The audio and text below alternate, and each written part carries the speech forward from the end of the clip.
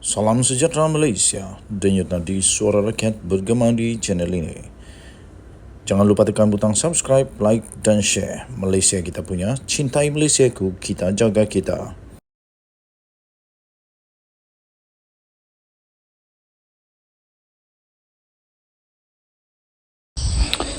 Salam sejahtera Malaysia, denyut nadi suara rakyat bergema di channel ini. Muhyiddin didakwa terbabit pengubahan wang haram RM5 juta dan beliau kini berdepan dengan risiko dipenjarakan sehingga maksimum 15 tahun. Berita penuh daripada bharian.com.my. Muhyiddin didakwa terbabit pengubahan wang haram RM5 juta. Presiden Bersatu Tan Sri Muhyiddin Yassin sekali lagi didakwa di Mahkamah Session pada hari ini atas satu pertuduhan terbabit aktiviti pengubahan wang haram berjumlah 5 juta ringgit Malaysia awal tahun lalu. Berita ini dipetik daripada bharian.com.my bertarikh 13 Mac 2023. Bagaimanapun, Muhyiddin atau nama sebenarnya Mahyadin Mat Yassin, 76 tahun, mengaku tidak bersalah sejurus pertuduhan dibacakan oleh jurubahasa di hadapan Hakim Rozila Saleh. Katanya, saya faham dan mengaku tidak bersalah, kata Muhyiddin yang juga adalah pengerusi Perikatan Nasional PN dan juga bekas Perdana Menteri. Mengikut pertuduhan, Muhyiddin sebagai Presiden Bersatu telah menerima hasil daripada aktiviti haram iaitu wang sebanyak 5 juta ringgit Malaysia daripada Bukhari Equity Sdn Bhd yang dimasukkan ke dalam akaun M-Bank milik parti. Kesalahan itu dilakukan di M-Bank cawangan M-Corp Mall, Jalan Persiaran Barat, Petaling Jaya, 7 Januari 2022. Pendakwaan itu adalah mengikut Seksyen 4-1-B yang dibaca bersama dengan Seksyen 87-1 Akta Pencegahan Pengubahan Wang Haram, Pencegahan Pembiayaan Keganasan dan Hasil daripada Aktiviti Haram 2001 Akta 613 yang boleh dihukum di bawah Seksyen 4-1 Akta yang sama. Oleh yang demikian, tertuduh boleh dipenjara maksimum 15 tahun dan denda tidak kurang daripada 5 kali ganda jumlah atau nilai hasil daripada aktiviti haram atau peralatan kesalahan itu pada masa kesalahan berkenaan dilakukan atau 5 juta ringgit Malaysia, mana yang lebih tinggi jika disabitkan kesalahan. Pendakwaan dikendalikan oleh Timbalan Pendakwa Raya Ahmad Akram Garib, Muhammad Fadli Muhammad Zamri, Zainde Lim Wai Kyung, Kalai Vani Ana Dorai dan Mazia Muhaidi. Muhyiddin pula diwakili oleh 9 peguam iaitu Datuk K. Kumarendran, Cetayan Jetawani, Dev Kumarendran, Amiratu Al-Amirat Saleh Muhammad Garbah, Muhammad Isa Muhammad Bashir, Syaril Abdul Razak, T.C. Kun, Vetsacel V dan Raja Suhaida Raja Khairuddin. Ketika prosiding, Ahmad Akram memohon kes Muhyiddin itu di mahkamah di Seksyen Shah Alam dipindahkan ke Mahkamah Session Kuala Lumpur. Katanya, Muhyiddin ada menghadapi pertuduhan di Mahkamah Session Kuala Lumpur. Maka saya mohon kes ini didengar secara bersama di mahkamah berkenaan. Katanya lagi, saya juga mohon mengguna pakai jaminan seperti yang ditetapkan oleh Mahkamah Session Kuala Lumpur iaitu wang jaminan RM2 juta ringgit dengan 2 penjamin serta syarat tambahan serahan pasport sehingga kes selesai. Tambahnya lagi, kes hari ini disebut semula pada 26 Mei ini iaitu tarikh sama seperti di Kuala Lumpur. Saya diberitahu pihak pembelaan tidak membantah permohonan ini, katanya. Kumarendran kemudiannya mengesahkan tidak membantah permohonan terbabit. Katanya, kami ada bon jaminan 2 juta ringgit Malaysia di Mahkamah Kuala Lumpur dan mohon diguna pakai di Mahkamah Shah Alam, katanya.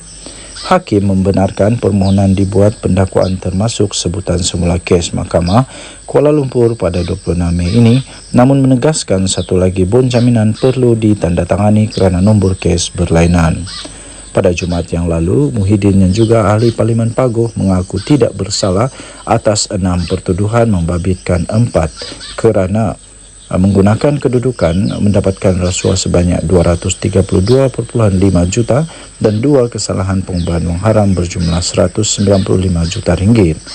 Mengikut pertuduhan, Muhyiddin sebagai pegawai badan awam iaitu Perdana Menteri dan Presiden bersatu menggunakan kedudukannya untuk suapan iaitu wang 200 juta ringgit Malaysia, 1 juta ringgit Malaysia, 19.5 juta ringgit Malaysia dan 12 juta ringgit Malaysia untuk partinya daripada Bukhari Equity Sdn Bhd, Syarikat Nepturis Sdn Bhd, Syarikat Mamfor Sdn Bhd dan Azman Yusof.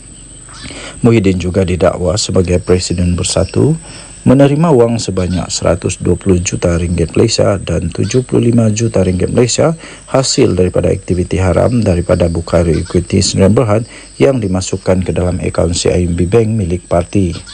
Pada 18 Februari lalu, bekas Perdana Menteri itu mengesahkan dipanggil oleh Suruhanjaya Pencegahan Rasuah Malaysia SPRM untuk memberi keterangan mengenai Jana Wibawa sebagai saksi dan bukannya suspek.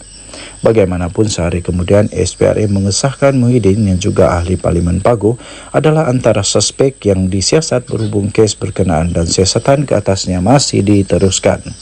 Pada 20 Februari, SPRM memaklumkan seorang pemimpin kanan sebuah parti politik berstatus ahli parlimen dan seorang ketua pegawai eksekutif CEO sebuah syarikat telah ditahan berhubung kes Jana Wibawa. Sehari kemudian, bekas Ketua Penerangan Bersatu, Datuk Wan Saiful Wanjan didakwa di Mahkamah Session Kuala Lumpur atas pertuduhan meminta dan menerima rasuah berjumlah 6.9 juta membabitkan projek Jana Wibawa bernilai 232 juta ringgit Malaysia pada tahun lalu. Bagaimanapun, beliau mengaku tidak bersalah. Pada hari yang sama, Timbalan Ketua Bahagian Bersatu Segambut, Adam Radlan Adam Muhammad pula dihadapkan di mahkamah yang sama atas dua pertuduhan termasuklah menerima rasuah sebanyak RM500,000 membabitkan projek Jana Wibawa. Dia sekali lagi didakwa di Mahkamah Session Shah Alam pada 22 Februari atas kesalahan menerima rasuah sebanyak 4.1 juta ringgit Malaysia berkaitan projek sama disusuli pendakwaan kali ketiga pada 28 Februari berhubung projek Jana Wibawa di Mahkamah Session Kuala Lumpur atas pertuduhan meminta rasuah sebanyak 2 juta ringgit Malaysia. Pada 22 Februari lalu, juga seorang pengarah syarikat perabot di Paguh dihadapkan ke Mahkamah Session Johor Bahru atas 9 pertuduhan meminta dan menerima rasuah berhubung projek Jana Wibawa bernilai 12.875 juta sejak 2 tahun lalu. Jana Wibawa dilaksanakan ketika pandemik COVID-19 dan ia adalah kesinambungan kepada program pembangunan kontraktor binaan Bumi Putra Berwibawa yang dimulakan pada 1993. Pelaksanaannya diluluskan oleh Jemaah Menteri pada 13 November 2020 ketika kerajaan ditadbir Perikatan Nasional yang diterajui oleh Tan Sri Mahyadin Mat Yassin. Denyut nadi suara rakyat bergema di channel ini. Jangan lupa untuk tekan butang subscribe, like dan share. Malaysia kita punya, cintai Malaysiaku, kita jaga kita. Kita nantikan perkembangan demi perkembangan seterusnya berkenaan dengan kes ini. Kita doakan kebenaran, keadilan dan keluhuran perlembagaan serta kedaulatan undang-undang dapat ditegakkan di Malaysia. Kita jumpa lagi. Bye-bye.